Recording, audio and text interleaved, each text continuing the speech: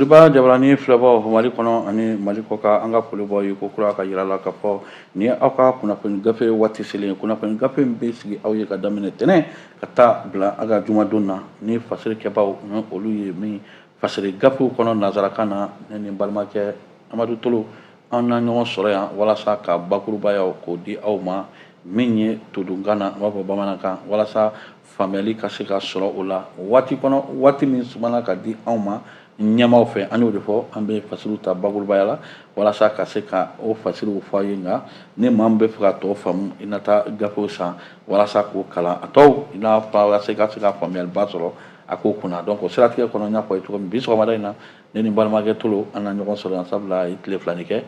n balimakɛ kelen tun bɛ gafew kunna yan sabula bɛɛ b'a kalama an b'a fɔ ye cogo min dugu kun girinnen don donc an fana waati dɔ la n'o kɛra an kan ka k'an yɛrɛ sɔrɔ min ye kɛnɛw kan walasa ka se ka kunnafoniw k'o tɔmɔ walasa minnu fana b'an lajɛ an ka jabaraniw siraw fɛ ni bɔlɔlɔ sira fɛ surtout fiɲɛ sira fɛ an ka se ka kunnafoni d'u ma yanni an ka gafew o kɔnɔ donc o siratigɛ kɔnɔ Tolo sɔgɔmada in na n b'a f'i ye gafe 3 o bɛ ne bolokɔrɔ yan min ye Repère d'Afrique o ye bɔliko kɛ o bɛ ne bolo yan ka taa Soir de Bamako wula o bɛ n bolo fo ka taa Nouvel Horizon o gafew kɔni bɛ ne bolo n'Ala sɔnna waati kɔnɔ o garisɛgɛ mana kɛ min ye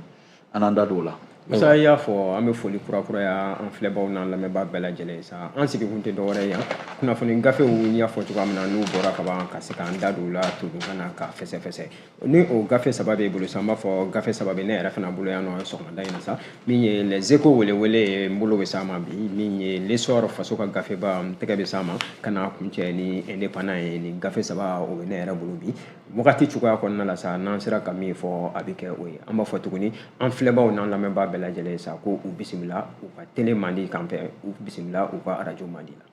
Ok o bisimila u ka radio mandi kan sabula nin waati na Tolo i bɛ ka yira na ka fɔ i ye radio kanuba ye nka anw fana ye jabarani kanuba ye nin waati na maa ni warabilen jɛ kun ye n'i bolo tɛ nsaban min sɔrɔ ko o n'a kari ka d'e ma n'a a tɛ se k'o kɛ nafa tɛ ye jɛ la donc o siratigɛ kɔnɔ n bɛ don ni gafe min ye Nouvel Horizon ye min ye fasiri kɛba o ye an yɛrɛ denkɛ Mamani Ture fasiri kɛ i n'a fɔ Tolo bɛɛ b'a kalama ka fɔ min ye Maridon min ye jamana ko bɛ se ka fɔ Bamakɔ kɔni wulila ni kunkan ye kunkan min Bamakɔkaw delilen tɛ kunkan minnu na donc o siratigɛ kɔnɔ Mamani Ture ale y'a jira ka fɔ min ye wulikajɔ min kɛra Bamatiw fɛ walasa ka se ka nin waati na an ka aéroport ani école de gendarmerie ko n'i ye jateminɛ kɛ ko denmisɛnnin caman de bɛ yen minnu kɔni ni Bamatiw ye olu ta walasa ka se ka nin baara cɛjugu ninnu kɛ ka ɲɛsin an ka nin yɔrɔ fila ma ka kɛɲɛ Maridon septembre kalo tile 17 san 2024 ye ko n'i ye jateminɛ kɛ ko video dɔ kɔnɔ video min an b'a fɔ video de propagande video min o b'a fili fiɲɛ fɛ o video min kɛra yanni o ka nin baara cɛjugu wale ninnu kɛ ko n'i ye jateminɛ kɛ ko denmisɛnninw dɔw kɔni bɛ yen sifinnaka fitininw dɔw kɔni bɛ yen minnu kɔni bɛ ka jira k'a fɔ ni Ala sɔnna olu bɛna wulikajɔ kɛ walasa ka se ka an ka nin yɔrɔ fila min ye école de gendarmerie fo ka taa nin waati in na min ye aéroport ye ko o bɛna wulikajɔ kɛ walasa ka se ka dankari kɛ o la ko n'i ye jateminɛ kɛ ko nin sifinnaka ninnu nin funankɛnin ninnu n'i ye jateminɛ kɛ olu ko tɛ san 18 sɔrɔ koyi ko n'i y'a jateminɛ kɛ ko nin waati na ko nin mɔgɔ minnu minɛna ko o fana y'a jira k'a fɔ miliyari 2 bɔɲɔgɔn ko o de kɔni layidu taara u ye k'a fɔ n'o ye nin baara ninnu kɛ ko a bɛna di o ma min ye Mamani Ture a y'a jira k'a fɔ sɛbɛn kɔnɔ ko min ye nin waati na nin denmisɛnnin sifinna ni banbaci walew maa caman k'olu kɔni ye wulikajɔ kɛ min ye fajirida fɛ walasa min ye ka wulikajɔ kɛ ka nin waati na an ka école de gendarmerie ani nin waati na aéroport ko olu ye wulikajɔ kɛ walasa ka ɲɛsin nin yɔrɔ ninnu ma ko n'i ye jateminɛ kɛ denmisɛnnin maa caman de denmisɛnnin yɛrɛ de caman de utilisera nin opération nin kɔnɔna na ko mais ko o utiliser tɛ fɛn wɛrɛ ye koyi ko a yirala k'a fɔ nin denmisɛnnin ninnu fana ko n'o tilala ko musaka ko kɛmɛ k'o kunkolo ɲaami n'o ye k'a fɔ n'o ye nin baara cɛjugu in kɛ ko musaka na di o ma wa n'u ma bɔ fana ko musaka na tila u ni u ka denbaya ni ɲɔgɔn cɛ min ye Mamani a y'a jira k'a fɔ nin wulikajɔ kɔfɛ ko o ye daga wulila ko sɔngalama ye baara kɛlen ko waati min o y'a ye k'a fɔ nin baara cɛjugu in kɔni o ye nin kɛ nin ko nana laban ko tigɛ ani sen laban ye donc ko y'a ye k'a fɔ ko ɲagamina u bolo waati min ko ye kɛnɛ minɛ kɛnɛ minɛtɔ ko dɔw kɔni an bɛ se k'a fɔ maa 2 cité min ye BMS ye o yɔrɔ ka banque BMS yɔrɔ la ko ayiwa ko maa kɔni min ye duguladenw ye sifinnakaw ye olu ye tɛgɛ k'u kan k'u sɛbɛkɔrɔ dasi ko fo maa kelen yɛrɛ bɛ se k'a fɔ a ɲɛ numan ɲɛ ko o funna ko o siratigɛ kɔnɔ olu kɔni ye o minɛ walasa ka di finitigilakaw ma minnu kɔni nana mobili la mobili min vitiri o tɛntɛlen don ko donc ko o siratigɛ kɔnɔna na ko force spéciale mɔgɔw olu kɔni ye nin maa ninnu ta walasa k'o bila pick-up dɔ kɔnɔ ka na n'o ye école de gendarmerie la n ko o kɔnɔna na ko ɲininkaliw kɛra ko ɲininkaliw tɛnkuna ko dɔ y'a jira k'a fɔ ale kɔni ye muso 2 b'a bolo ani den 3 kelen fana y'a jira k'a fɔ ale bɛ san 17 ɲɔgɔn bonyakun na ko a yirala k'a fɔ o kana nin baara cɛjugu in kɛ wa n'o tilala k'o bɛ mobili sɔrɔ sur place ko ka taa n'o ye i n'a fɔ ka mobili dɔ bilalen kun bɛ yen ko min ye finitigilaka ye enquêteur ye tolo o k'a ma ko ko e bɛ sira yɔrɔ la attaquer yɔrɔ min tɛ yɔrɔ min dɔn ka mobili ta ka taa ko e fɛ k'a bɛ kɛ ten wa ko o ye a ɲininka o la ko o siratigɛ de kɔnɔ ko sani agent ka tila k'a ɲininka k'a fɔ o maa joli de bɔra u ka dugu la ka na ko a y'a jira k'a fɔ a maa kelen de bɔra u ka dugu la walasa ka taa fara tɔw kan yani o ka na nin yɔrɔ in na ko n'i ye jateminɛ kɛ ko o kɔfɛ ko a ɲininkala fana k'a fɔ nin waati in na ani jɔn ni jɔn de nana petini fana y'a jira k'a fɔ nin waati in na ale kɔni bɔra u ka yɔrɔ la wa u nana fara ɲɔgɔn kan yɔrɔ min o de ye jɛma ye wa ko a ye ɲininkali fana kɛra a la k'a fɔ a bɛ mɔgɔ dɔn wa min surtout ani mɔgɔ minnu nana mun b'u jɛma yɔrɔ la jɔn ni jɔn de kɛra sababu ye ka o fara ɲɔgɔn kan ko ɲininkali kɔnɔ a y'a jira k'a fɔ ko ko mɔgɔ dɔ kɔni de kɛra sababu ye finitigilaka don wa ko o de kɛra sababu ye walasa k'o fara ɲɔgɔn kan yen nɔ ko min ye enquêteur y'a ɲininka fana k'a ɲininka k'a fɔ nin waati in na maa min y'a fara ɲɔgɔn est-ce que o tigi ka kunnafoni min ye tɛgɛrɛ ni numéro k'o b'o bolo wa k'a t'o dɔn k'a t'o bolo a ɲininka fana k'a fɔ ko a b'a dɔn a bɛ kɔri min na a ko vraiment k'a tɛ foyi dɔn o la ale kɔni taara ka bɔ fɛ yen ka n'o fara ɲɔgɔn kan k'a fɔ o kana nin baara cɛjugu in kɛ wa ko n'i ye jateminɛ kɛ ko o baara de kɛlen ni sifinnaka in ko a tɛ san 18 bɔ koyi ko san 17 a ɲininkala k'a jira k'a fɔ maramafɛn jumɛn de tun b'a bolo nin waati in na ko a bɛ min ci a y'a jira k'a fɔ ale tun bɛ kalasini de ci donc o b'a jira k'a fɔ maaw tun bɛ ka min fɔ k'a fɔ denmisɛnninw de don o de fɔra an bɛ deli k'a fɔ ni banbati wale ninnu bɛ denmisɛnninw de ta walasa k'u kunkolo ko ka sɔrɔ k'u bila nin baara cɛjugu in na ko o siratigɛ de kɔnɔ ko ɲininkali nana gan o y'a jira k'a fɔ jɔnkala ko miliyari 2 ɲɔgɔn bonya k'u de débloquera ko o ka nin opération kɛ kɔrɔ ye ko commando fɛn fɛn tun bɛ nin opération in kɔnɔ miliyari 2 bonya k'u de bilala u ɲɛ n'u taara n'u seginna o ka wari filɛ n'u ma segin fana ko wari n'a tilan o somɔgɔw ni ɲɔgɔn cɛ ko o de fɔra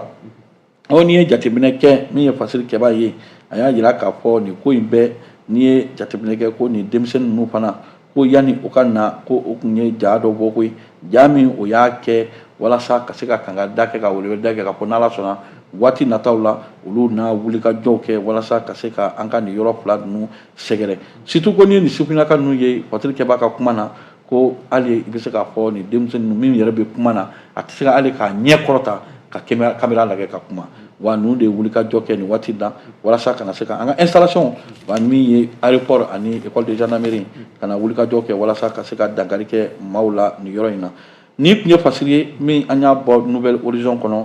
fasiri kɛbaa Mamani Ture o y'an denkɛ ye ale ka fasiri de sɔgɔmada in na tolo kosɛbɛ ni nouvelle horizon Mamani Ture an denkɛ ye ale kumana ne bɛ ɲɛsin nin waati in na les échos welewele ma kɛ les échos welewele u fana ye bɔli kɛ bi u da bɛ wulikajɔ la ko ye u y'a jira sa k'a fɔ ko min ye pankuru ko o ta hakilina kɔnɔna ye sa ko Air Algérie ko a bɛna fɔ ko o y'a jira sa k'a fɔ ko a ka baaraw bɛɛ lajɛlen ko a kɛn bɛ ko olu ɲɔngiri nin waati kɔnɔna la baara minnu n'o bɛ ɲɛsinnen ka bɔ Alger k'i ɲɛsin Bamako faaba ma nin gafe a bɛ min ye nouvelle les échos welewele u ka bi bɔli don Mori Keyita ale ka fasiri don a y'a jira k'a fɔ ko min ye attaque belebeleba min an da bɔra a kuma la sisan ni o kɛra Bamako faaba kɔnɔna la kɛrɛnkɛrɛnnenya la aéroport yɛrɛ masurunya la sa ko zone aéroportière la Bamako faaba kɔnɔ tarata tɛmɛlen septembre kalo o tile 17 san 2024 ko compagnie aérienne ni o ye pankuru ko okumu kɔnɔna ye min ni o ye Algérie ye sa ko olu ye kibaruya bɔ ka bin ko ye ko k'a jira k'a fɔ ko ko min ye u ka volu bɛɛ lajɛlen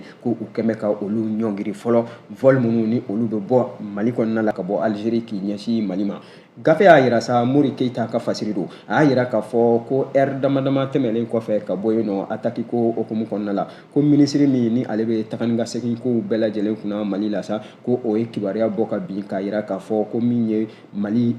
aéroport ye sa ni o ye Bamako faba kɔnɔna ye sa ko heure damadama tɛmɛlen kɔfɛ ka bɔ yen nɔ ko baaraw bɛɛ lajɛlen ko olu ka ɲɔngiri fɔlɔ jateminɛw tagabolo kɔnɔna la fo ka na se min ye nɛgɛ kaɲa 16 waatiw ma ko o tɛmɛlen kɔfɛ ka bɔ yen dɔrɔn min ye Algérie ye sa ko ale ye gafe bɔ k'a yira k'a fɔ ko u ka nin wulikajɔw bɛɛ lajɛlen okumu kɔnɔna la sa ko olu bɛna u ka taga ni ka segin ka olu ɲɔngiri fɔlɔ fo ko bɛɛ lajɛlen ka se ka lajɛya cogoya minnu na o hakilina kelen kɔnɔ ko min ye Algérie sa u y'a yira min ye u ka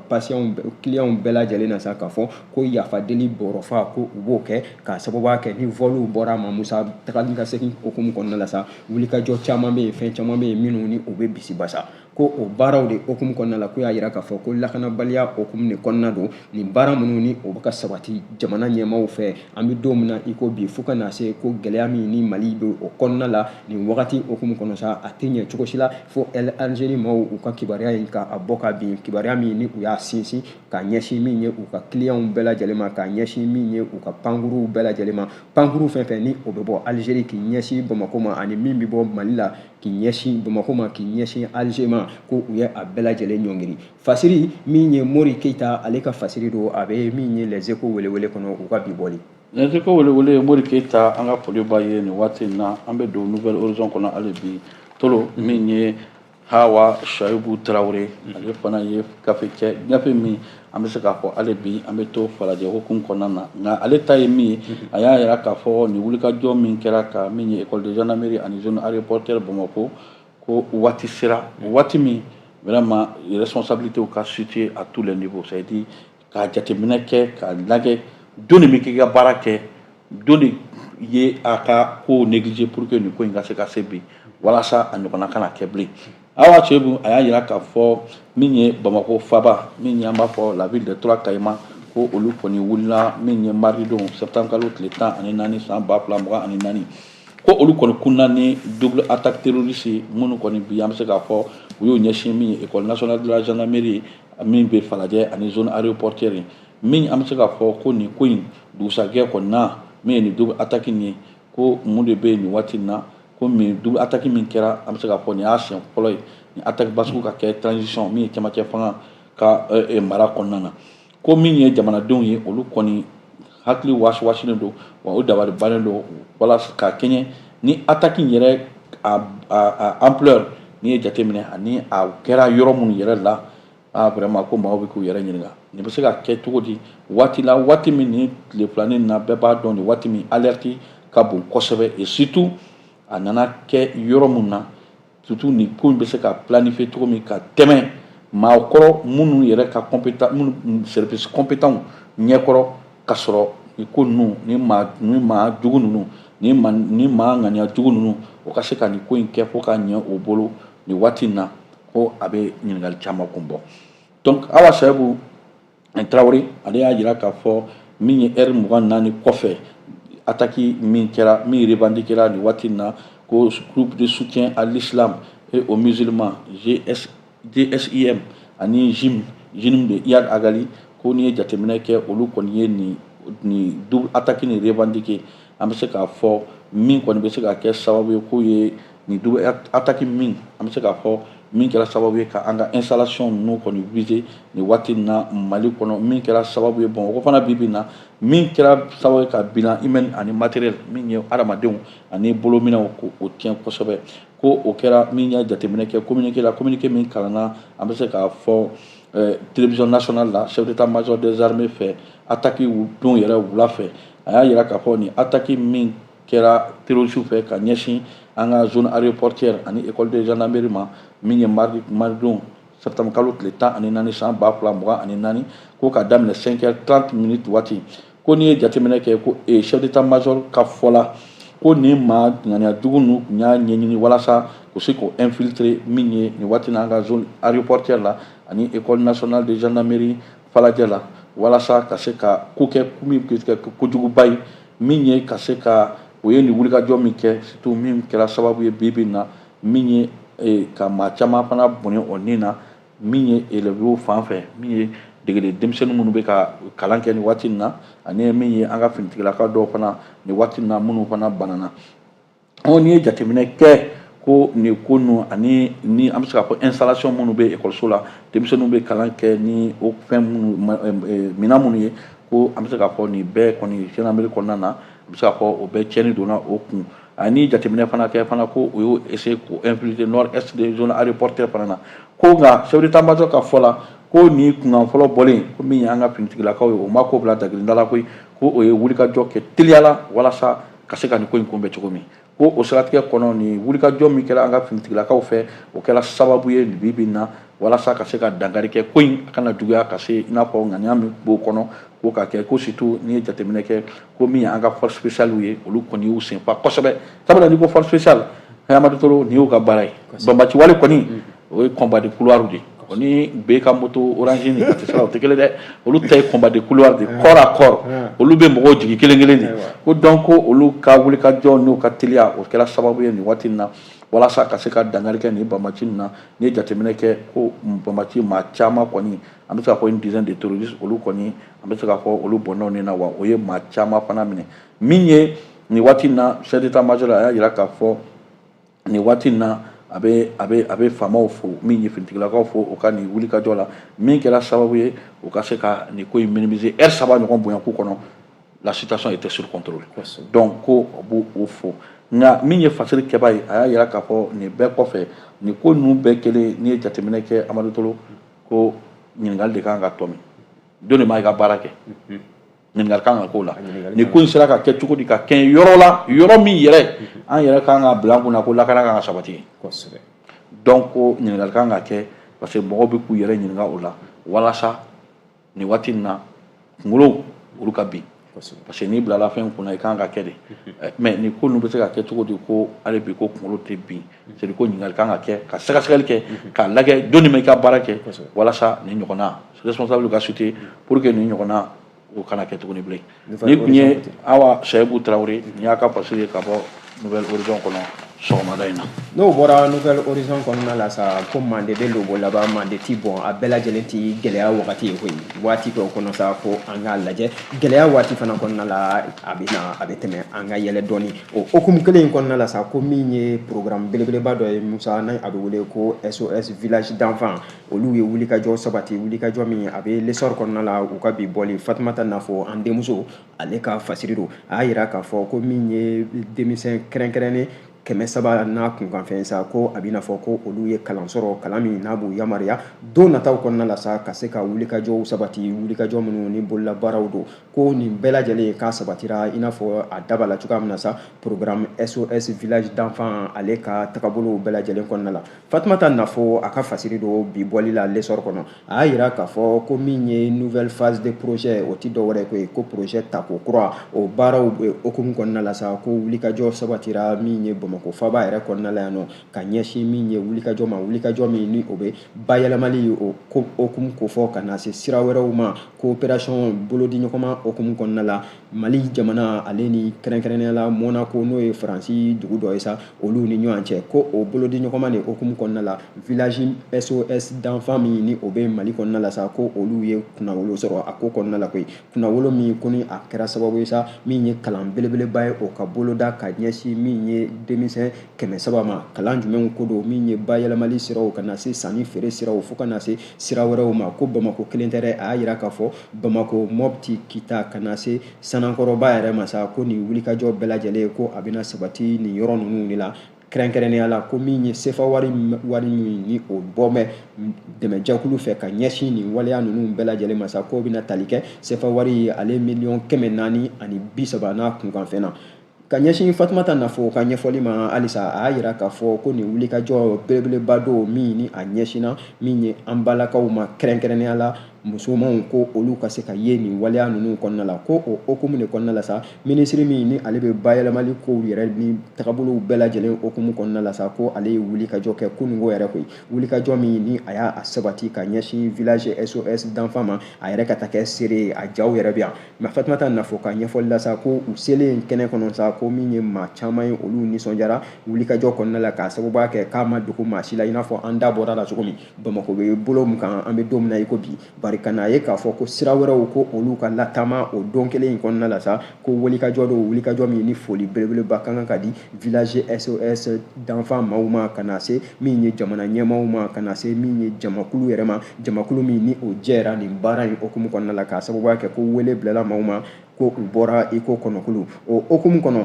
ko min ye coordinatrice min n'o bɛ coopération monégasque ye ale okumu kɔnɔna la olu minnu ye donbolo dibaaw ye sa ko u ye wulikajɔ kɛ Cécile Dako k'a y'a yira sa a ka ɲɛfɔliw kɔnɔna la ko nin wulikajɔ min ni u b'a a la sa a wulikajɔ dɔw min ni a labɛnna a bɛ waati jan bɔ ko dɛmɛ de don dɛmɛ min ni a bɛna ɲɛsin an balakaw ma bari dɛmɛ sugu jumɛn ko don an ye n dɛmɛ ka n ka wara fa ko f'a k'a sɔrɔ a kunkolo b'i bolo o de kama ko min ye baara ninnu tagabolow ye u ye o to fɔlɔ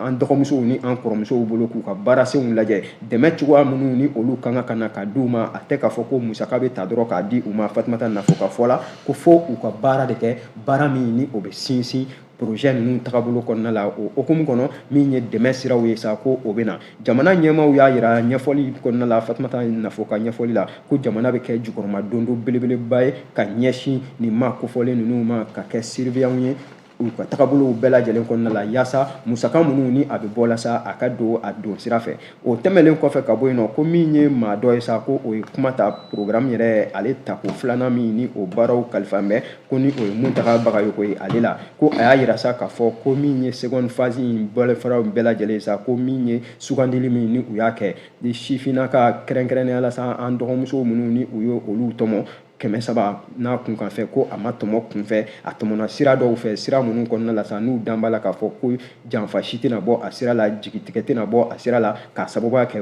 baaraw ko olu daminɛna yɛrɛ kabako ye o hakilina kelen in de la a ye wele bila min ye maa minnu ni olu sugandilen filɛ nin ko u k'u seko n'u damayira bɛɛ lajɛlen kɛ u ka bayɛlɛmali okumu kɔnɔna la min kɔni ye dɛmɛ sira ye sa ko o tɛna dɔgɔya cogo si la u ka tagabolow kɔnɔ wa a bɛ kɛ sababu ye sa caman bɛ bɔ sigikafɔ la caman bɛ bɔ an k'an sigi k'an tɛgɛ fila da an sen kan o baaraw la fasiri Fatumata Nafo ale ka fasiri don a bɛ lesɔr kɔnɔna la u ka bi bɔli aw bonya b'a la non a bɛ lesɔr kɔnɔ kɔnɔta ɲɛfɔ an ka foli b'a ye waati in na i y'a fɔ cogo min an bɛ taa hali bi n'an ka kunnafoni gafe min ye Bamako wula ye soir de Bamako an bɛ se k'a fɔ hali bi an bɛ t'o falajɛ koyi sabula nin waati in na Mayimuna Dunbiya ale y'a jira k'a fɔ min ye nin waati na ko min ye ekɔlidenw minnu bɛ kalan na nin waati na i n'a fɔ sɔrɔsiya kalan na minnu tun bɛ falajɛ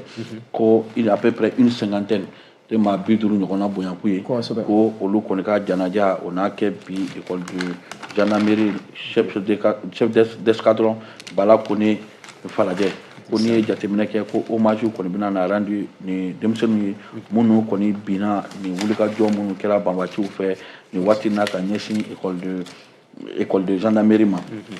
a ko n'i ye jateminɛ kɛ nin maa ninnu an bɛ se k'a fɔ bi na ni ekɔliden ninnu ko n'i ye jateminɛ kɛ o ka wulikajɔ ani u ka jija kɛra sababu ye nin waati na olu nin tora nin wulikajɔ in na min ye fasilikɛbaa b'a fɔ cogo min ko n'i ye jateminɛ kɛ fana ko min ye chef d'état-major ye ka communiqué kɔnɔ a y'a jira k'a fɔ vraiment a bɛ finitigilakaw fo surtout ni ekɔliden minnu ye wulikajɔ kɛ walasa ka se ka nin ko ninnu dan sira la surtout a yɛrɛ y'a jira k'a fɔ nin waati na fana a y'a jira k'a fɔ nin attaque kɛra sababu ye min ye maa dɔw bɛ man ye denmisɛnninw sifinnaka minnu bɛ kalan na olu kɔni ni tora nin attaque kɔnɔna na wa ni ala sɔnna ko min ye autorité politique ka fara militaires kan olu kɔni bɛna na hommage rendu ye hommage minnu min an bɛ se k'a fɔ qui est digne de leur rang donc o bɛna na rendu ye ko surtout ni ye jateminɛ kɛ o ye kalikan dɔ de bato kalikan min o y'a jira k'a fɔ ko ils vont s'engager pour déterminer à faire face à la situation donc a jira k'a fɔ o ka wulikajɔ n'o ka jaabi na kɛ sababu ye walasa ka se ka ko mana gɛlɛya cogo o cogo k'o ɲɛsin o ma ko o kalikan ko o y'o boli ko ni surtout ni ye jateminɛ ko ko u bɛ min ye u ka credo min ye u ka credo ye min ye o ye courage ani bravoure ye ni ye jateminɛ fana kɛ ko ka surtout min ye population civile fana olu fo olu min fana kɛra sababu ye walasa ka se ka finitigilakaw dɛmɛ nin ko in na walasa nin ko in bɛ se ka dan sira la cogo min min ye chef d'état major ye a y'a jira k'a fɔ nin waati in na an b'a f'i ye wulikajɔ bɛna kɛ walasa ni maa minnu fatura nin na a kana to tan c'est-à-dire hommage ka rendu ye qui est digne de leur rang a y'a jira k'a fɔ gardez-vous et n'i y'a jateminɛ ko nous serons toujours reconnaissants face à ces sacrifices ultimes kɔrɔ ye ko o tɛbɛna c'est-à-dire o tɛna kɛ fitiriwale ye ka kɛɲɛ ni u ka nin wulikajɔ min kɛra o fɛ wa u ka bila u kunna k'a fɔ o ma sa fo c'est-à-dire o ma sa fo dɛ ko o ma sa fo wa a b'a ɲini o fɛ minnu fatura nin na ala ka baarabada dali ka o nɔgɔya o ye ni kun ye fasiri ye ni ye Maimuna Dunbiya ye ka bɔ Soir de Bamako kɔnɔ sɔgɔmada in na kosɛbɛ n'o bɔra Soir de Bamako kɔnɔ Musa teliyala min ye indépendant ye an b'an da don a la farikolo ɲɛnajɛ sira dɔ don bari an bɛɛ lajɛlen b'a dɔn sira kelen in don halisa a yirala sa k'a fɔ ko min ye Aigle du Mali ye olu ka kasidon don belebeleba fila min ye Yves Bissouma kɛrɛnkɛrɛnnenya la ale ni Musa Jɛnɛpo ko olu ye bɔli kɛ kibaruya dilen u ma k'a fɔ u bɛɛ lajɛlen b'a dɔn u bɛ sɛgɛn u bɛ degela nanzara jamana kan an bɛ don min na i ko bi gɛlɛya min n'o bɛ Mali kɔnɔna la bi attaque in hukumu kɔnɔna la u bɔra a kalama u bɔlen a kalama ni maa fila sa ko u farala ɲɔgɔn kan ka kibaruya k'o bɔ ka bi u y'a yira sa k'a fɔ ko min ye Mali ka regroupement nata ni o ye an ka kasidon don olu ka fara ɲɔgɔn kan nata min ni o bɛna kɛ ko musaka min n'o kan ka di joueur kelen kelen bɛɛ lajɛlen ma sa Yves Bissouma ale ni Musa Jɛnɛpo u ko ko u ka musaka ko u jɛra a kɔ ko k'a ta k'a di maaw ma maa minnu ni olu ye gɛlɛya sɔrɔ nin waleya in kɔnɔna la ni u bɛ balolen an bɛ don min na i ko bi hali ni ka sɔrɔ gɛlɛya b'u kan ko min ye olu ka premier match ye sa ko u ka ta k'a di nin maa fila u ka wulikajɔ hukumu kɔnɔna la min ye Yves Bissouma ale ni Musa Jɛnɛpo ye o hakilina kelen na Yves Bissouma ye kuma ta a y'a yira k'a fɔ ko jalatigiya min ni ale b'o la bi ale kelen ka baara tɛ ko Aigle du Mali bɛɛ lajɛlen tɔgɔ la jamana kɔnɔden bɛɛ lajɛlen k'a faamu k'a fɔ ko min waleya min ko ni a kɛra bi ko waleya cɛjugu belebeleba don waleya don ni maa tɛ se k'a dan yɛrɛ fɔ dusukasi hukumu kɔnɔna la ale ni a tɔw bɛɛ lajɛlen kan ko o hukumu kɔnɔna la k'u bɛ tasi bila belebeleba kɛ ka taa min ye faamaw bɛ wulikajɔ min na jamana in kɔnɔna la an bɛ don min na i ko bi o hakilina kelen kɔnɔ ko jamana kɔnɔden bɛɛ lajɛlen ko bɛɛ ka jɛ ka ɲɔgɔn tɛgɛ minɛ an kana ɲɔgɔn sen minɛ k'an ka jɛ ka ɲɔgɔn tɛgɛ minɛ ko Mali a bɛ sɛgɛn bari a da tɛ to Mali la Yves Bissouma ale ka ɲɛfɔli la Musa Jɛnɛpo ale fana ye kuma ta a y'a yira sa k'a fɔ ko musaka ko o tɛ min ye dusukun min ni o bɛ ka kuma an bɛ don min na i ko bi olu fila ko olu de kɔnna ka baara in kuma fɔ ko bari a dan b'a la k'a fɔ min ye Aigle du Mali tɔw ye ko olu fana bɛna ye waati in kɔnɔna la ko Mali kɔni k'a faamu dɔrɔn bɛɛ lajɛlen k'a faamu k'a fɔ dɛmɛ hukumu kɔnɔna la sa u bɛ se ka u seko n'u damayira fɛn fɛn kɛ musaka ko ta fan mun ye duwawu ko ta fan ye ko su fara tile kan u bɛ o kɛla min ye Aigle du Mali ye o ka se ka wulikajɔw sabati wulikajɔw ko o tɛ sabati cogo si la ni bɛn ni kelenya ni o mana jamana kɔnɔna la min ye maajuguw ye u ye nin wulikajɔ min kɛ ko a ma ja Aigle du Mali si ye bi a ma bɛn u ma wa u ka duwawu bɛ maliyɛnden bɛɛ lajɛlen fasiri a bɛ indépendant kɔnɔna la Sori Ibrahim Kulubali ale ka fasiri don Sori Ibrahim Kulubali ale ka fasiri nin waati na waati min sangana ka d'a ma ne ma farati tolo o waati o kɔni o surunyana donc nin waati na an bɛ bɔ ni ka yira k'a fɔ waati na reflet d'Afrique la ni u ka bɔli la o y'a yira k'a fɔ min ye procès d'affaires d'achat de dit avion présidentiel ani équipement militaire ko o kiri kɔni ko o bɔra a dɔgɔkɔrɔ o y'a bila septembre kalo tile 24 san 2024 ko ka kɛɲɛ ni coup d'appel ye min kun kan ka sigi coup d'assise spécial min kun kan ka sigi walasa ka se ka nin baara kɛ ko ni bɔra a dɔgɔkɔrɔ ko o kɛra ko ministère public ani défense ka avocat olu kɔni y'a yira k'a fɔ nin ko in ka bɔ a dɔgɔkɔrɔ ko ka kɛɲɛ ni lakana ko min bɛ sen na ni ala sɔnna ko nin waati nata la ko nin ko in na sigi mais fasiri kɛba teliya la a y'a yira k'a fɔ n'i ye jateminɛ kɛ ko 13h nɛgɛ ɲɛ 13 13h waati min tɛmɛna miniti 10 ɲɔgɔnna na ko madame Philippe Boire Sissoko ani Mamadu Kamara olu kɔni ye IBK ka minisiri kɔrɔ ye koyi ko olu kɔni donna salle d'audience kɔnɔ n'i ye jateminɛ kɛ ko nu Dabi Tawo ani Mustafa Drabo ko olu fana ye officier supérieur fila ye ko olu fana tilala ka na fara ninnu kan nin waati na b'a la ko o siratigɛ de kɔnɔ ko min ye n'i ye jateminɛ kɛ ninnu ko kɔni donna madame min ye ministre kɔrɔ Fidu Buhari ale kɔni kun kɛn bɛ k'a ɲɛda walawala ko n'i ye jateminɛ kɛ a kun ye fini min yɛrɛ don k'o ye bazin bleu ye couleur bleu ciel ko o de tun b'a kan na ko a donnen ko n'i ye jateminɛ kɛ ko a ye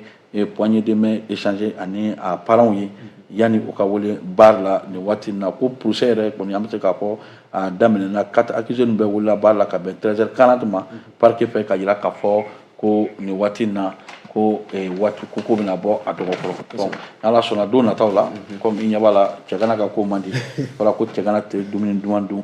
min ye Lamini ye ale kɔni bɛ k'an kɔri k'a fɔ ko waati sera n y'o de fɔ an bɛ dugawu kɛ a ka muso ko Ala ka nɔgɔya hali bi maa min bolo tun bɛ nɛgɛ karafe la min ye résident antenne na Lamini cɛgana chef ale bolo tun b'a la Kulubali min ye Augustin Esobe ye Sali Ouedraogo kɔɲɔmuso kura fo ka taa Isu Sangare fana ye kɔɲɔ kɛ e tɛ ɲina joliba bɛna zamɛ caman dun donc olu bɛɛ tun bɛ bolo bana min ye fiɲɛsuru sira fɛ Abubakar Traoré Katikaw ka den manden ale bolo fana tun bɛ nɛgɛjuru sira walasa ka kumaw ka lase aw ma ni Ala sɔnna tolo tɛ kɛ maaw tulo garisɛgɛ ye ni Ala ye sini yira an na